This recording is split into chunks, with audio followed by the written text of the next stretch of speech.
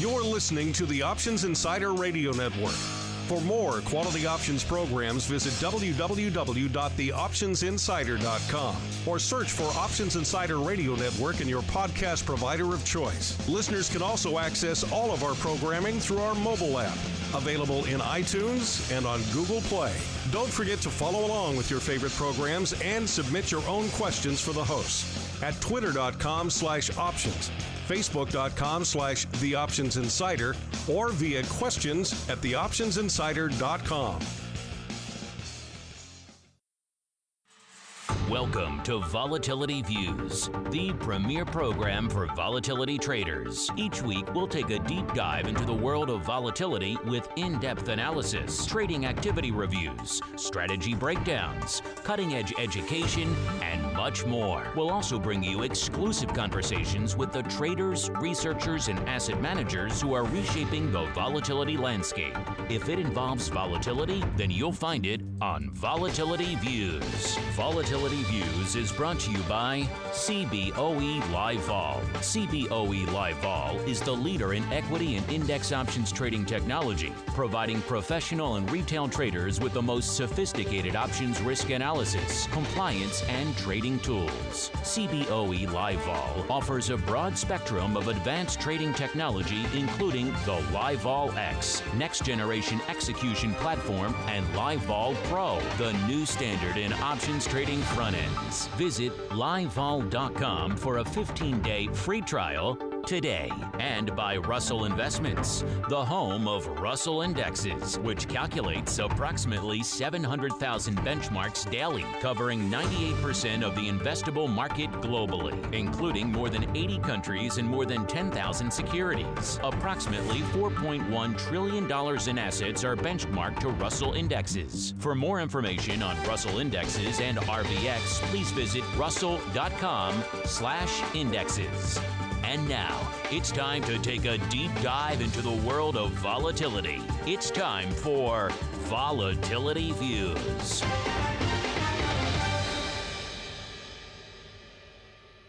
All right, everybody. That music means it's time, once again, for Volatility Views, the premier program for volatility traders. My name is Mark Longo from theoptionsinsider.com, as well as, of course, from the ever-exciting Options Insider Radio Network. Quite a few programs for you guys to choose from, including many great archived episodes of this fine program, Volatility Views. Where can you find all that goodness?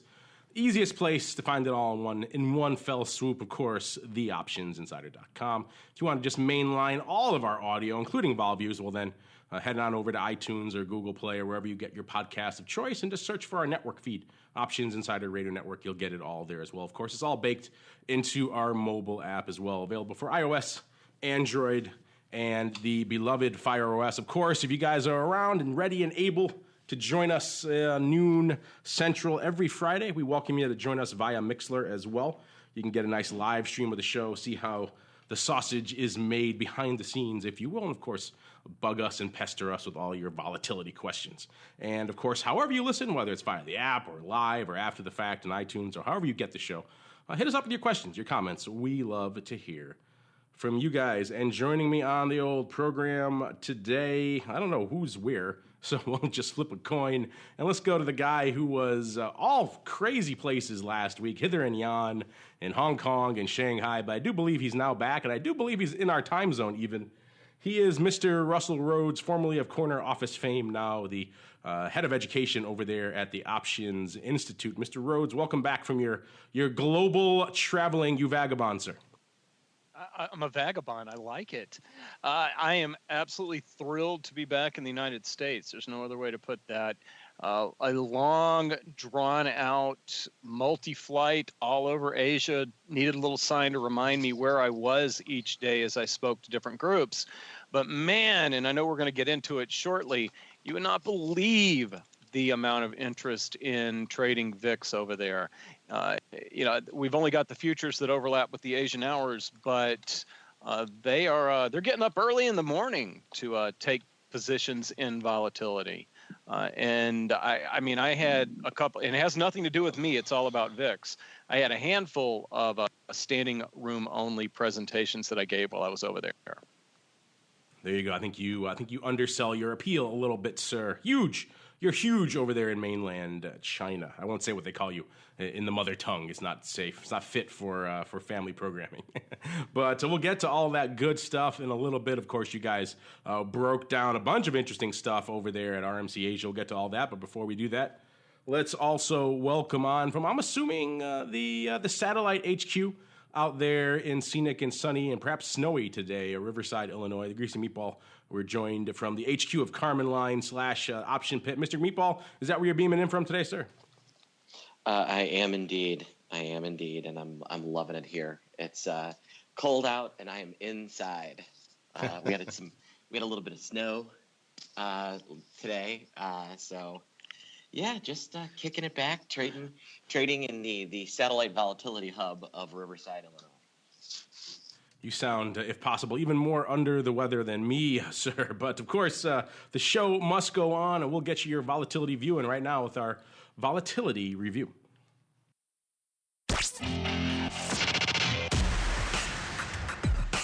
It's time to break down the latest developments in the volatility trading world. It's time for the Volatility Review.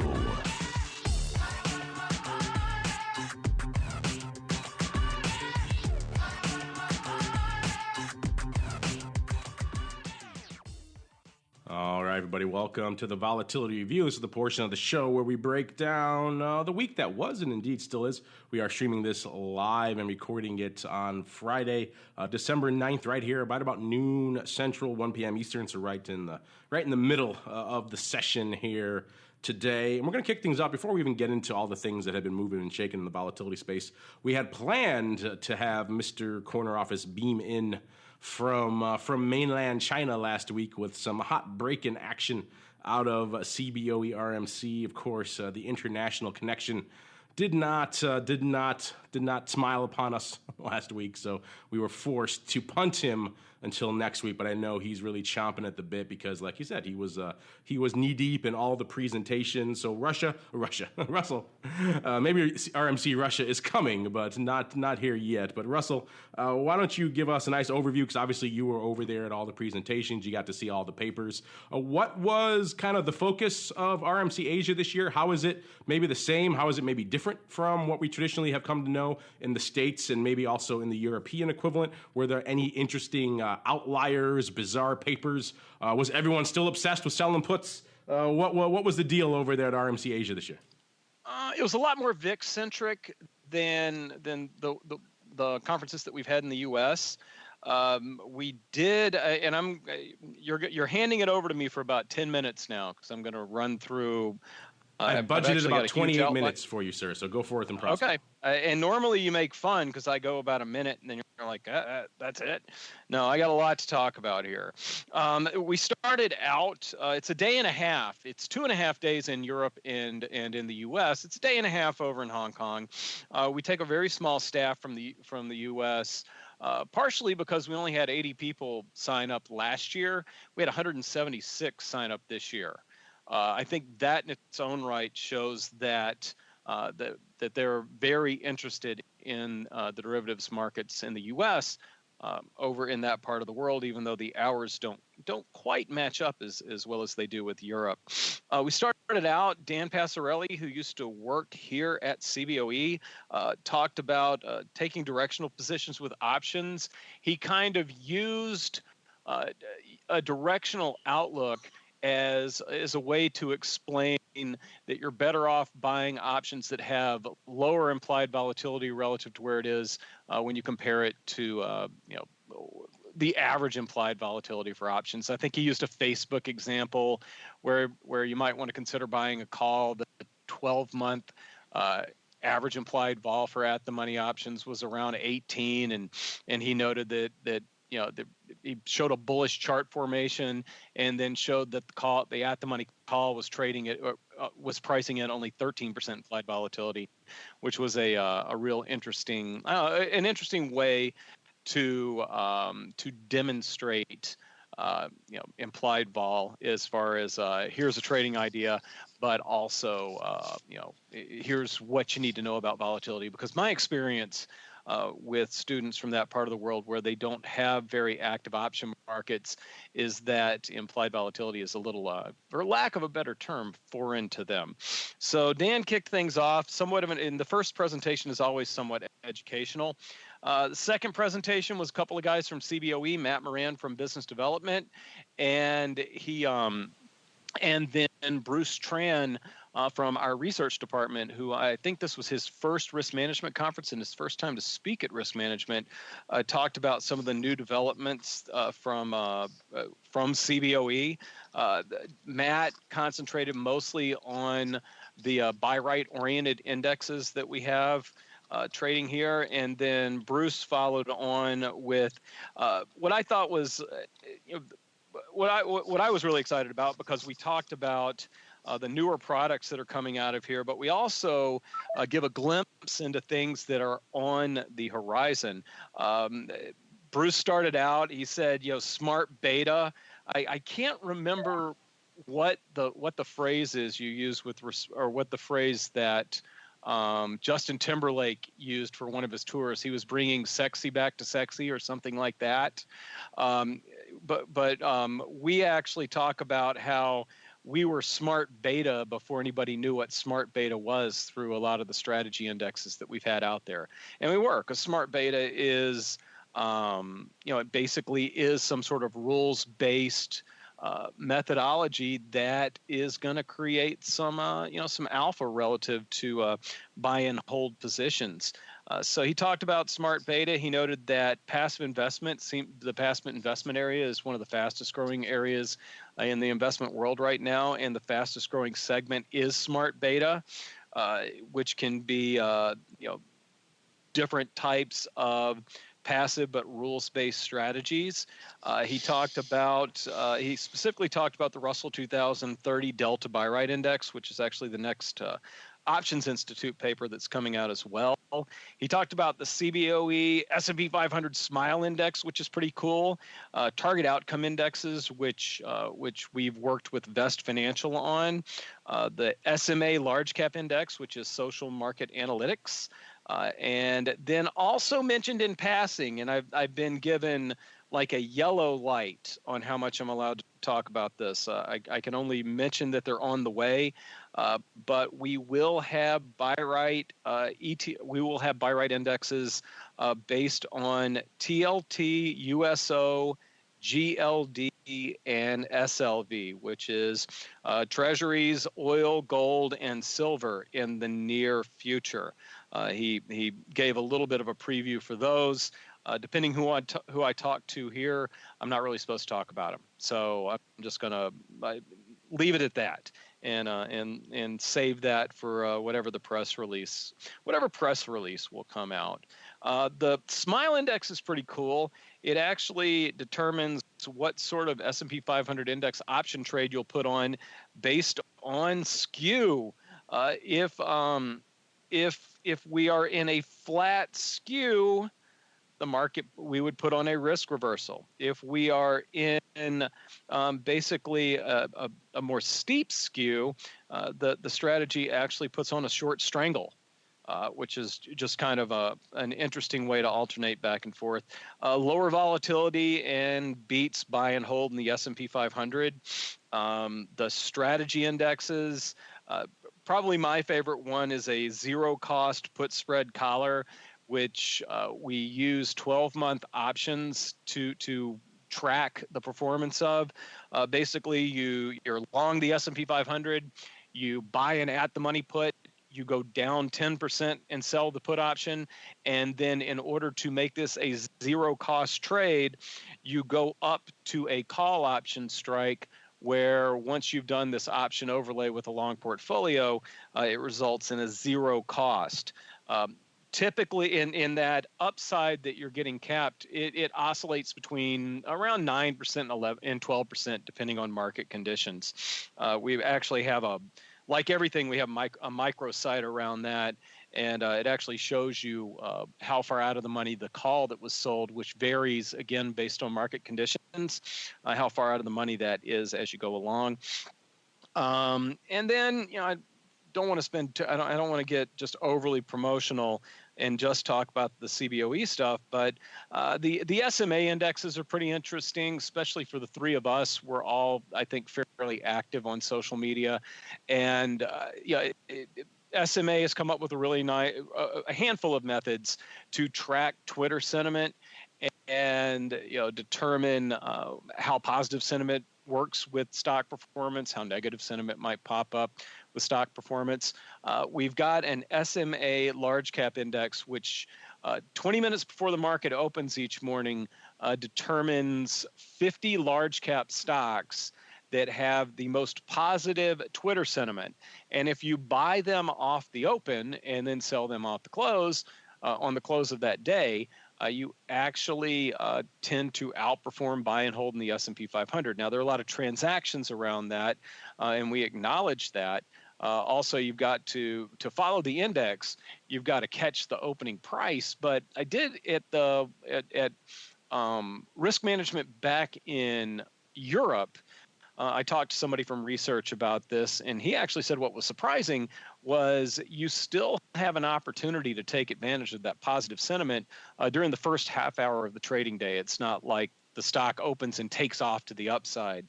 So, if you miss the opening print, it's not the end of the world if you're looking at the stocks that have positive sentiment according to SMA before the market opens. The end of the day, I'm still in the first day, oh my gosh, was Tim Edwards from the S&P Dow Jones and William Chan from Bank of America Merrill Lynch. They basically talked about something that we spend a lot of time on this show talking about, which is what is implied volatility telling you? What is the skew of options on VIX? What's that telling you?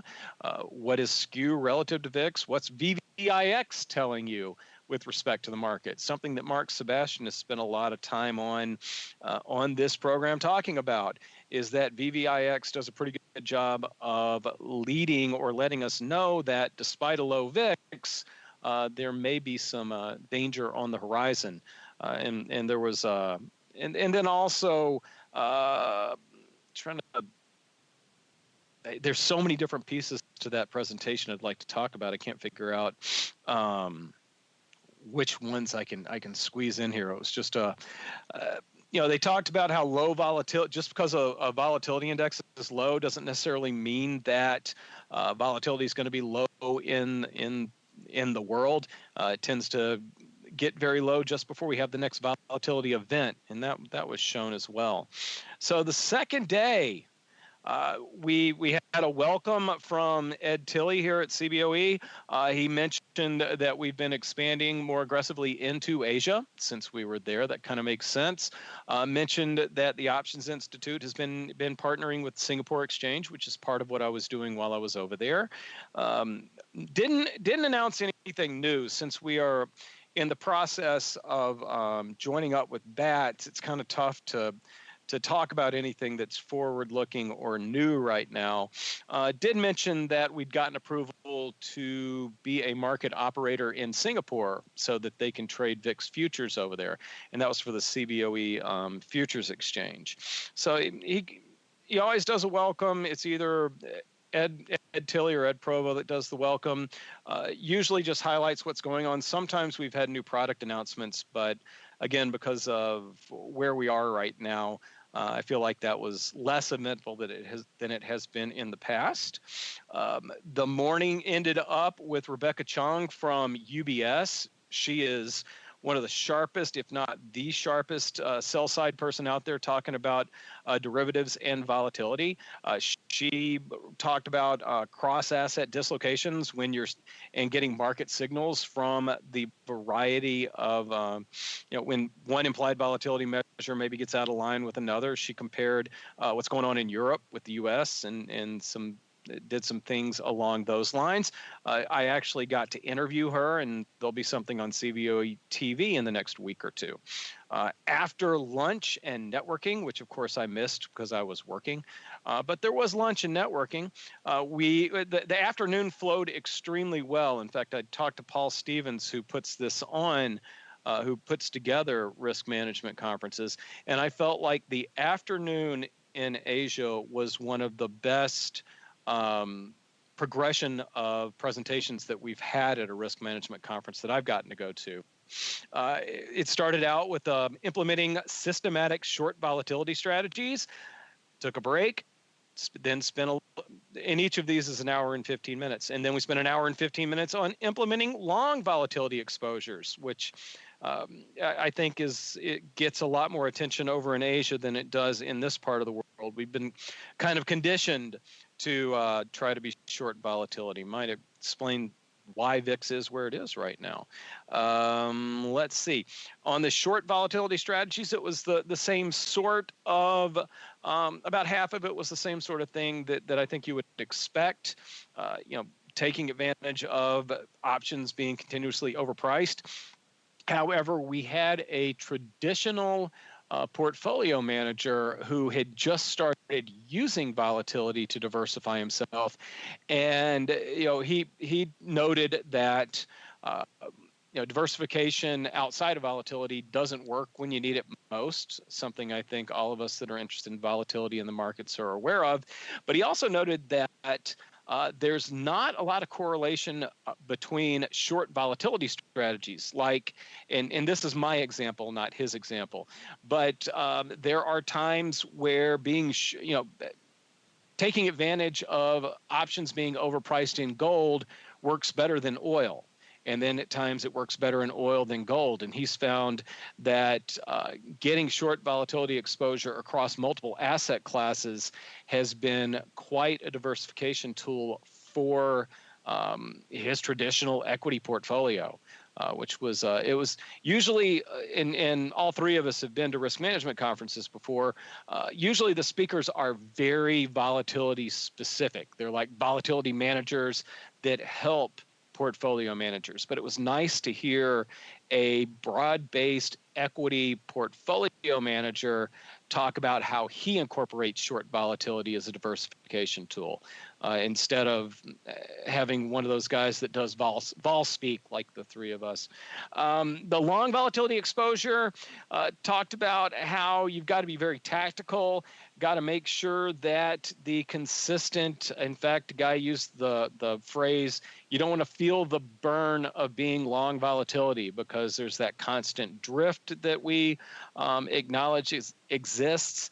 If you're going to implement long volatility exposures for hedging, you've got to be somewhat tactical, you've got to be nimble, and you've got to do the very best that you can to avoid the consistent overprice nature of implied volatility. And then the last presentation of the conference, our buddy Stephen Sears over at Barron's did a panel on volatility investment strategies, and we basically brought together a traditional portfolio manager, a couple of short vol guys, and a long vol guy, and they just debated the different strengths and weaknesses with respect to their different, the areas that they focus on. And I look up and I realize that I have taken almost 20 minutes of your time.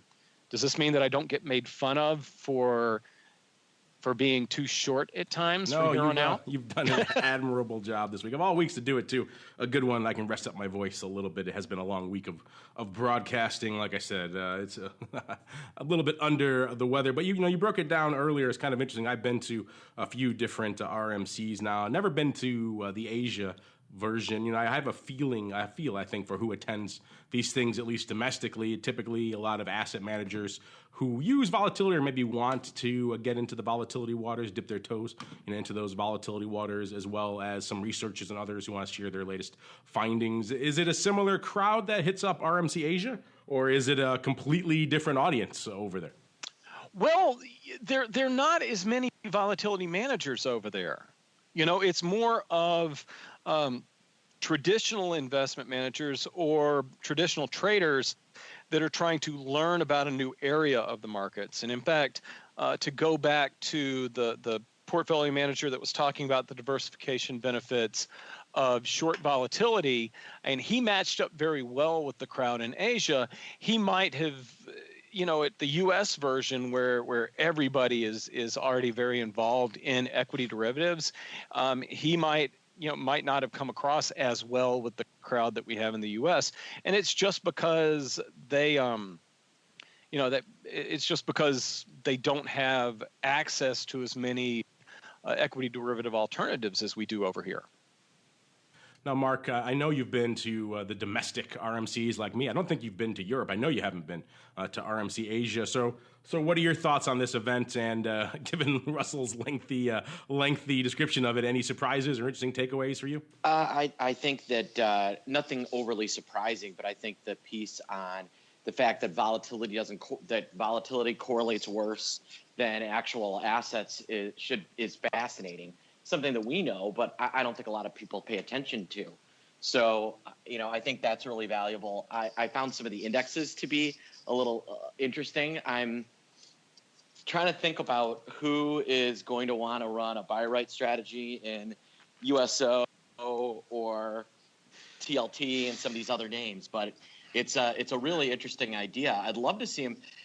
Russell, does SIBO have a buy right? I know that they don't have the 10-year note, but 10-year note options are extremely active. Does the SIBO work with CME to have a buy right index on some of the products they have over there? Because I think that the use of that buy right index to then look at futures options in products that are really the main source of hedging and investing. So actual oil, actual gold. Now, GLD, I don't know. GLD and SLV are a little different. I feel like there's a lot.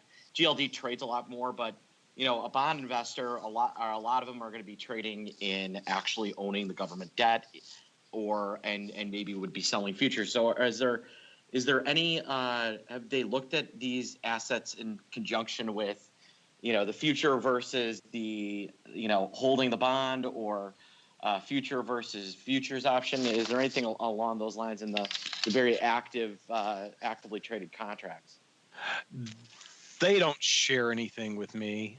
So if they're working on it, and there's a reason they don't share anything with me. That's because I'm out here talking to you guys like this, and I forget what I'm allowed to not talk about. It would not surprise me, and the reason I say that it wouldn't surprise me that they're working on it is one time I did see the in development list, and it was 22 pages long. Oh my gosh! Looking at everything. We do team up with CME Group on TYVIX, so on OIV and a few other things. So I there's as much it's a friendly rivalry between those two exchanges, whereas some of the other ones, it's not as friendly. It wouldn't surprise me if they were working on that one, just because that's a market that we after RVX and VIX, I get the strongest encouragement to talk about TYVIX. So with respect to PR and those sorts of things. So that's a big focus around here. And since it is a big focus, if they were going to do a buy right based on futures options, I think that would be the first market they would look at. Well, a lot to parse there. I think our listeners, you gave them a lot to mull over from RMC Asia. Thank you for that, our man on the ground. We learned something else, too. I learned that apparently our Asian counterparts are not as obsessed with selling puts as we are collectively here in the U.S., where I think of all the research papers I've seen over the past year, 80% of them, I'd say conservatively, have been focused on the myriad benefits of selling out-of-the-money puts, as we've all collectively awakened to the benefits of that strategy here in late 2016, which is kind of odd. But looking back now at the week that was, it is our volatility review segment, and a little bit of a quieter day to end up the week here. VIX Cash hovering right around that 12 handle, that mythical, magical 12 handle, with most of the major indices slightly in rally mode, about 1/3 of a percentage point here in the S&P and the Dow. The tech-heavy NASDAQ up a little bit more, about double that percentage point. But it has been an interesting week. We'll get into some of the option stuff in a little bit heavier week this week from a VIX Options perspective compared to last week, which I think you could charitably term as anemic. Not a lot really going on last week, but this week we saw a little bit more paper lighting it up. So let's get right into it. Mark, I know you've been chomping at the bit to get in here talking all things VIX. So what was catching your eye this week and indeed into today? Well, Russell and I were talking about this yesterday. The funky price action of VIX and VIX futures on Wednesday and Thursday. I don't know if you kind of saw the way that the VIX futures moved Wednesday afternoon, but something happened and they went off to the races. They went from about 1275 up to, I think I saw them over 1350 for a while, 1360 on an up day, followed by an up day, and VIX has held itself a little steadier and actually rallied through midweek while the market is up significantly. So there's something funky. Russell and I were having a debate. My theory is that somebody came in and bought or created a bunch of an ETF, and that could have put some long pressure in, or somebody put on a big VIX hedge midweek. But VIX and VIX futures had some really interesting price action. Yeah, you're right. It was a bit of I think, funky, to use the technical terms, as we are wont to do on this program. It was a bit of a funky week. As we're looking at the futures now, that front month future coming in line, getting close to that point where it has to start doing that, about a little more than a point separating those. 2 months out, though, you start to get that juicy premium again, about 2.5 or so points out there. So pretty aggressive out there, depending, again, where you're looking on the old volatility. Actually, about 3.5 points, excuse me. So pretty beefy as you start getting out a little bit farther in that term structure. But you're right, it has been an interesting week to watch all things VIX futures. Every week seems like it's an interesting week these days to watch all things VIX futures. Mr. Rhodes, I think you're recovered from your epic trip to Asia. I know if I had to travel overseas with Mr. Dan Passarelli, my black hat compatriot there on Options Bootcamp, I'd be worn out as well. But that said, aside from all the great research coming out of RMC, what else caught your eye in this week from a volatility perspective? Well, I'm going back to what Mark was talking about, because after he poked his head in my office, I went down to the pit to find out what had happened. And Mark's got about 80% of it right. And you know what? I'll give him even more than 80%. He basically has it right, but the trade that occurred that caused VIX to go up was actually an over-the-counter trade. What happened was late Wednesday afternoon, there was one of the ET exchange traded products that had an inflow of funds, and in order to offset the risk, they basically needed to get longer volatility. And what they did was they called down to the pit. They got some price quotes, and then they used the pricing from the VIX pit to implement an over-the-counter trade. Well, the over-the-counter trades often spark trades in VIX futures. So there was an extra step with respect to what Mark Sebastian came up with. His theory was 100% right. However, they called the pit, got some pricing, created something in the over-the-counter market, and that caused some risk in the over-the-counter market to be offset in the VIX futures market, hence a rally in the VIX futures contract. You gotta love when I'm sure the pit was like, "Hey, thanks for calling us to price out your trade so that you could cut us out." Or hopefully some of those guys got in. But hopefully they got a little piece. You know what, Mark? Was it a big variance swap? Is that what it was, or was it an actual? They didn't. Or was it a VIX futures trade? They did not give me that part, but what you just said before that, it was said to be, but not nearly in as polite terms as you said it.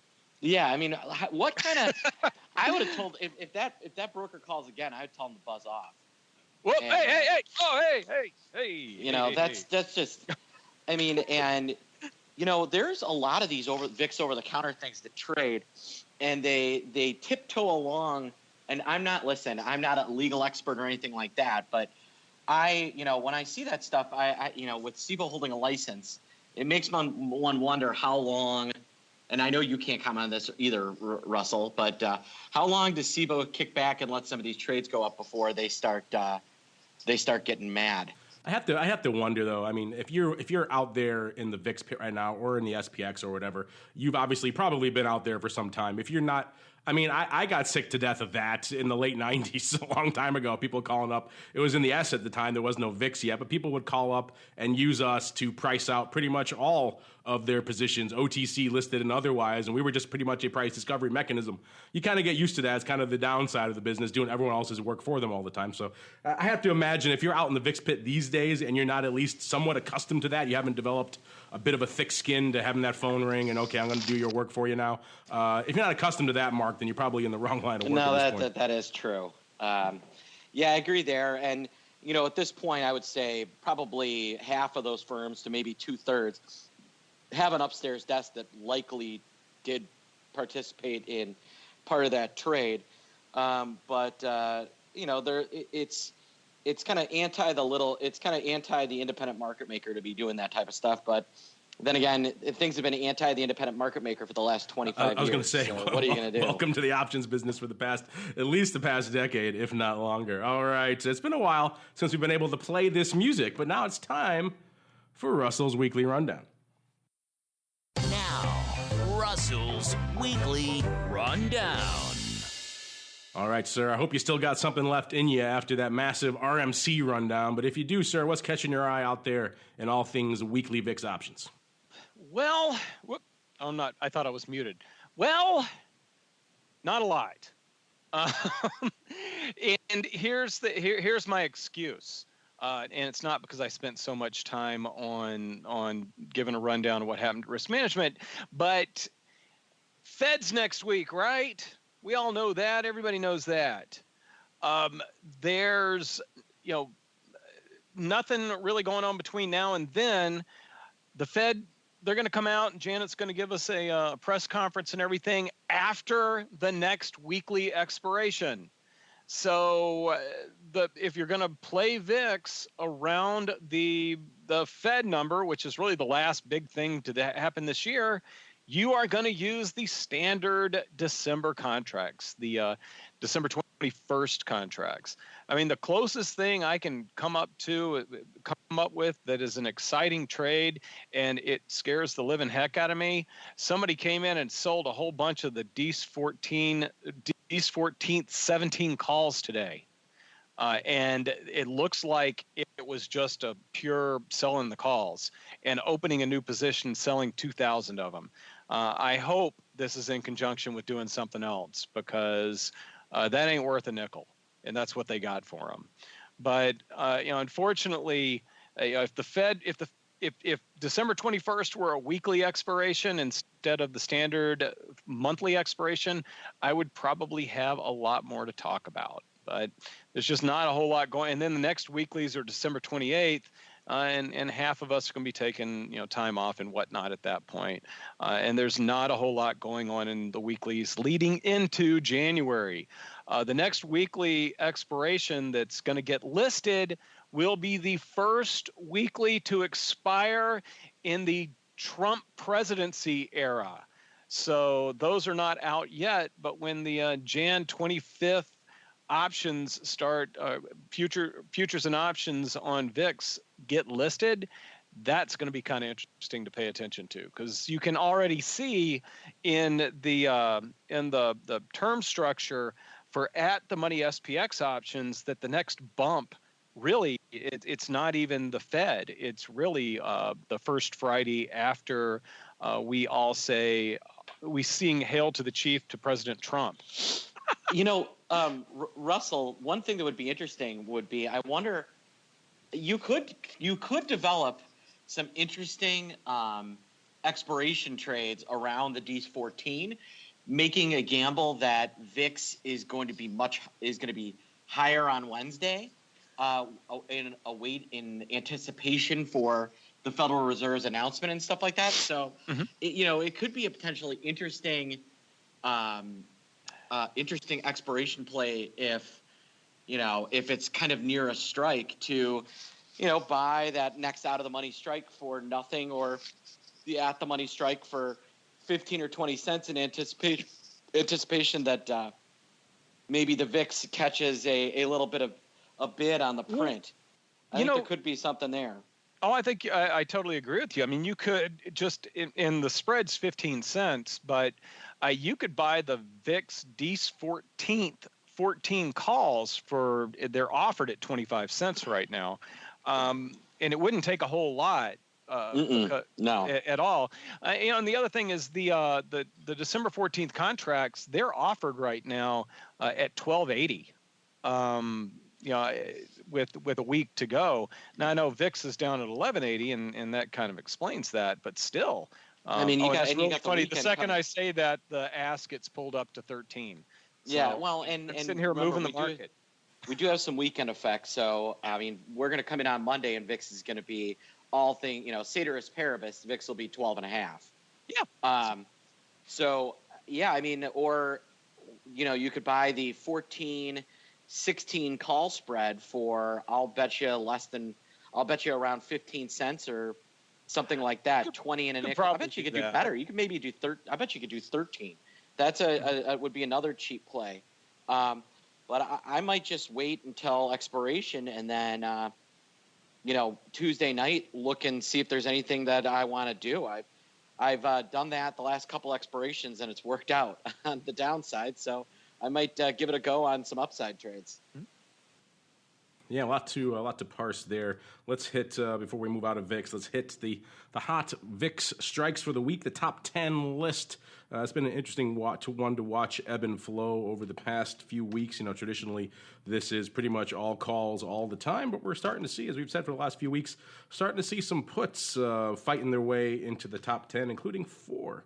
This week, which is kind of intriguing, getting back to, like we were saying before, it seems like puts are the trade du jour out there in VIX land this week. Of course, number one still is on the calls with about 285,000 of the DEES 21s, followed number 2 by the DEES 20s, 245,000, so a bit of a drop-off there. Then number 3, the DEES 25s with about 239,000. Then we get to the first put on our top 10 list, the DEES 12 puts, with about 235,000 contracts, followed closely by the DEES 14 put. We've watched about that one quite a bit of late. That one's been pretty active with about 226,000 contracts open. Then down to number 6, the DEES 22s, about 220,000 open. Then we drop off a little bit again to number 7 with the DEES 13 puts, 193,000 contracts open. Number 8, the DEES 16s, 188,000. Number 9, our last put on the list, the DEES 16 puts with about 180,000. And then number 10, the DEES 27s. This is probably the first time in a while, too, we haven't seen the DEES or the Jan 30 strike up there, which is always seems to be omnipresent in our top 10 list. This week so far, about 6.8 million contracts open, about 4.75 on the calls, and about 2.05 or so on the puts. And moving on, some other topics that have been catching a lot of people's eyes of late. We can't talk volatility this week without talking all things crude vol. It has been, I think, to put it technically, quite the smackdown out there in crude volatility of late. We've said on this program in the past, some of our favorite indices to track this type of volatility, like OIV and OVX, they seemed to have found a floor this year, somewhere around that 35 level. They tended to rebound off that quite a bit and then head on up, as we saw recently with the OPEC, up into the 50 handle again, and they've been trading in the 40s. Whenever they got down to about the mid-30 range, they usually tended to bounce. We have not seen that this week. It's kind of been a double whammy for crude vol. Crude vol, as we're talking right now, OIV, they got down in the 31 handle this morning right before the show started, creeping up a little bit today, back up over 32 for OIV and OVX, but still well below that presumed floor of 35.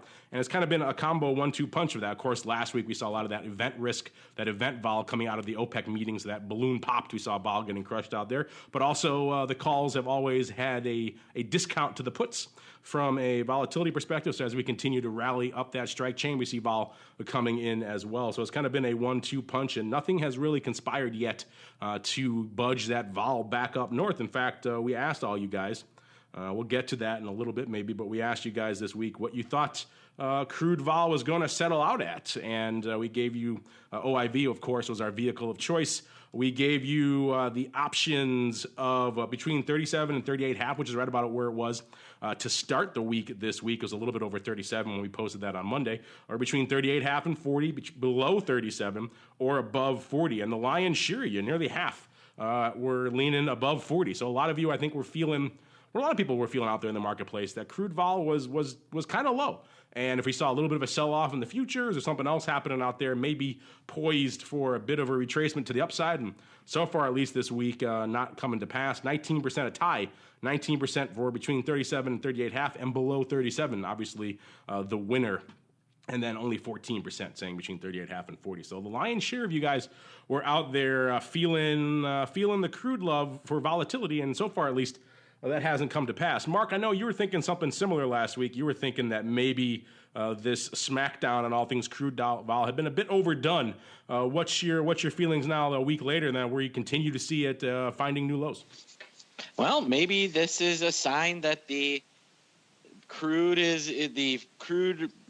push is over. Who knows? But yeah, you're right. 32%. I mean, the last time OIV has not been, let me pull up a chart here, but how long has it been since OIV got this low? I mean, it's not since, June of last year. I mean, it's at lows for, it's at 2-year lows. It's back to kind of levels we would expect oil to be in a non-crazy market. So, that's really kind of fascinating to me. I don't know, Russell, you've been watching a lot of commodity vol, or are you still trying to get your bearings back, your sea legs back after all that overseas travel? I haven't. I didn't pay that much attention to the commodity vol this week. The only one that really I got a lot of questions about TY-VIX, and I'm not just saying that because earlier I mentioned that PR likes me to talk about it, but it's interesting to see what TY-VIX continues to do relative to where it was before the election, and relative to RVX and VIX. I mean, Russell, you were a credit trader prior to in another life, correct? No, you always think that. No, I thought you were. But, all right. Well, my dad was in bonds for 35 years. And I will tell you that people that think the low bond vol that we saw for the last 3 or 4 years is where bond vol normally is are about to get a nice surprise. Because bond vol normally, TY-VIX, long term, if the Fed gets out of the way and we get to a normal Fed policy of just moving rates around and things like that, bond vol normally is 8 to 10%. That is where it hangs out. We would expect TY-VIX. I think the long-term mean for TY-VIX is going to be somewhere between 9 and 10. And so those that think, oh, look at TY-VIX at 7, it's still cheap. And there's this concept of kind of cheap high vol and expensive low vol. And right now, what I think we have is cheap relative high vol that's actually low vol. So I think that there is a real opportunity to trade bond volatility here over the next few months. And those that think there's no risk of the Fed moving plot points on Wednesday, I think are due for a nice surprise. Speaking of surprises, let's see what you guys can hit us up with a couple of quick questions in our volatility voicemail. It's time to share your thoughts and opinions with your fellow volatility traders. It's time to check the volatility voicemail. Make your voice heard by dialing 779-669-4VOL. Posting a comment on the optionsinsider.com, sending an email to questions@theoptionsinsider.com, or posting your questions to twitter.com/options. or Facebook.com/TheOptionsInsider. All right, everybody, welcome to the Volatility voicemail. Let's see if we can squeeze a couple in here before we wrap it up. We were talking yesterday on the option block, Andrew and I, about those days when the SPX and the VIX move in the same direction in lockstep, how that's always a good day for education and a lot of great questions. We had Joe Smith, 78, pontificating. He said, because we were saying, why would they move together? And he said, profit taking after the FOMC meeting is my guess. Why else would they move together? I'm not sure that they'd be doing that now, and the meeting doesn't come for a little while yet, but maybe you're on the right track just in a week or two, but not a bad guess there, I guess, overall, Mr. Joe Smith. Moving on here, a question from Jackobin. I like this one. He says, this kind of refers to what we were talking about earlier. He says, is it possible to buy a basket of commodity volatility? Maybe an ETF. Interesting question. Of course, if you're size enough, you can do whatever the hell you want, OTC. They will accommodate you. So that's we'll take that out of the equation. Something for the active retail fellow out there, a little bit of a different beast. I mean, look at even the things we talk about all the time, like your OIVs and your OVXs. They don't really trade from an options perspective. There are futures on them you can get, so you can trade those. But a broad ETF that trades, that is liquid, that somehow does a basket of commodity volatility. I'm not aware of. You could probably go out and put a bunch of them in, you put your bales and your corns and your SLVs and GLDs and maybe your OIVs and a few others in your own kind of quasi basket and maybe do it that way. But I don't know of any, maybe you guys do, Mark or Russell, any commodity ETFs or anything that attempts to replicate this. Do you guys know of anything? I'm not aware of anything. I mein, if I were going to try to do something like that, I'd just buy a bunch of straddles. If I felt like, although, and that would start to become fairly expensive. But if you think there's going to be some sort of volatility, and of course, when I think commodities, I'm automatically thinking of gold and oil and silver. There are other markets that we don't necessarily have options on, or active options on ETFs for. But I mean, if I thought something was going to happen in those markets, not sure what direction it was going to be, just that we were going to get a lot more action, I'd just think about buying, straddles or strangles on both of them. That's kind of the best I think you can do. I was going to say, you're right, that could be very expensive. So you have some money you never wanted to see again. Go out and buy a bunch of at-the-money straddles on all those ETFs that I just listed out there, and then maybe just enjoy your decay. Mark, any thoughts on this before we move on? No, Russell is exactly correct. Oh, what fun is that? You have to do a counterpoint. He's you're just afraid because he reminds you of your dad. You don't want to stand up to him. All right, I understand. Let's move on. All right, we're running up against it, so we'll save some of these other questions for later, and we'll keep on rolling into our final segment, the crystal ball.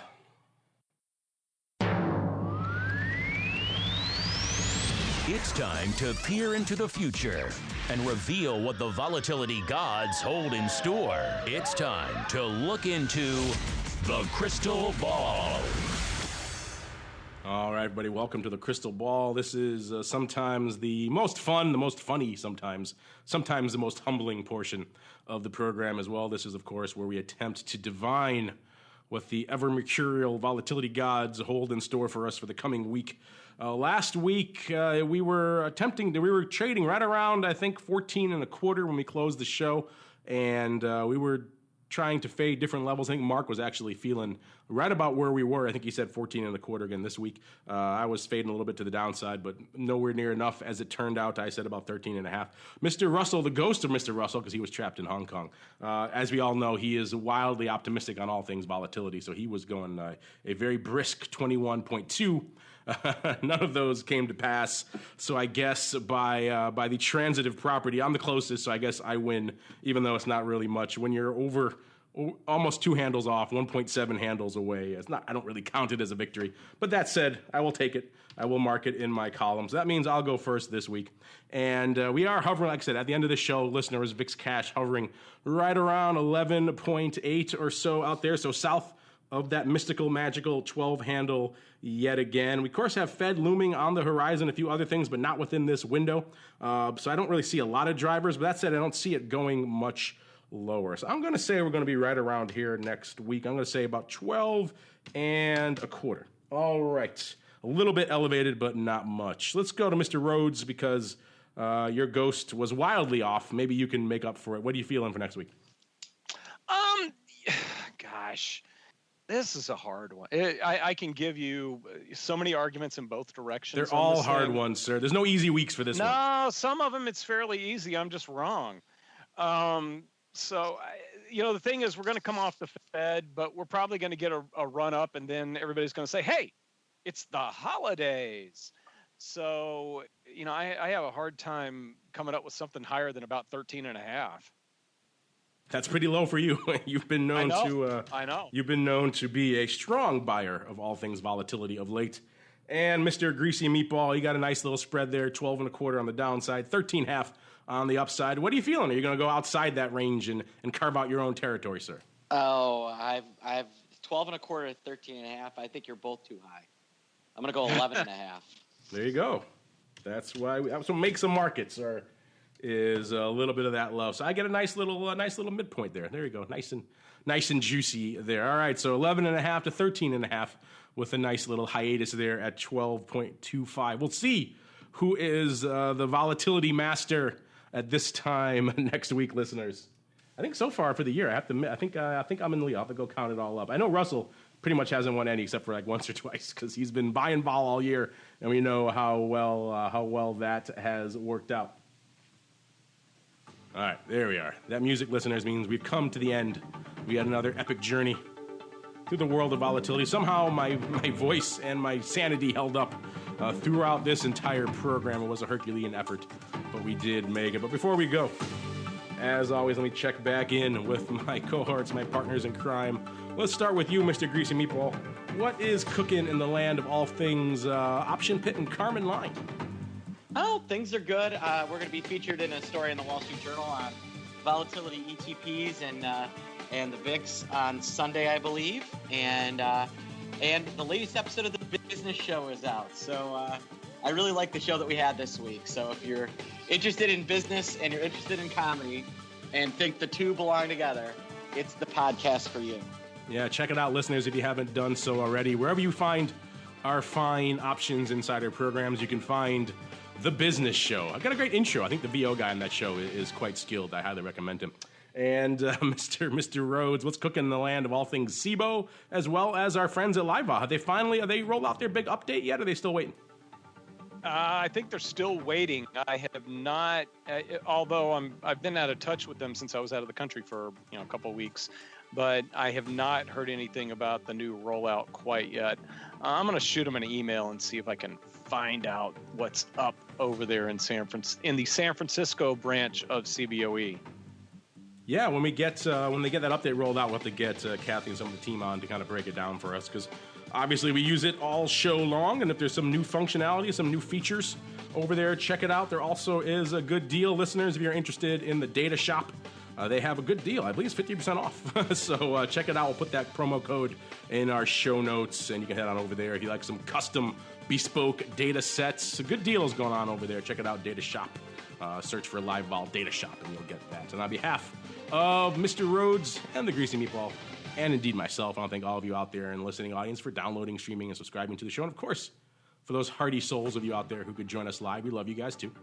And we'll see you next week for more volatility views. Oh, and stay tuned if you are listening right now. Stay tuned. We're going to be doing an early version of TWIFO, so we'll be back really soon in about 15 minutes. So stay tuned for that. If you want some good talk on all things commodities and commodity volatility, we got you covered even earlier than usual. So stay tuned for that.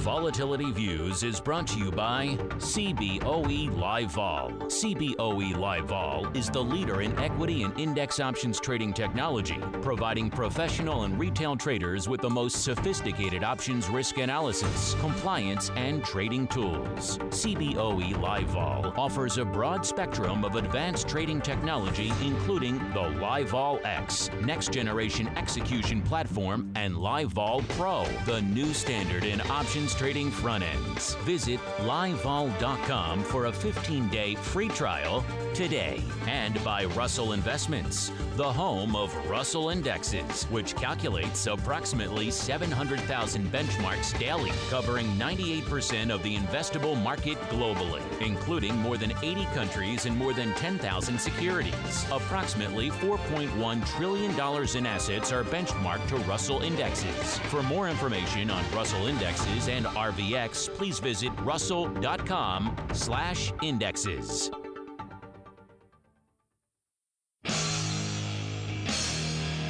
The preceding program was a production of the Options Insider Radio Network. For more quality options programs, visit www.theoptionsinsider.com or search for Options Insider Radio Network in your podcast provider of choice. Listeners can also access all of our programming through our mobile app, available in iTunes and on Google Play.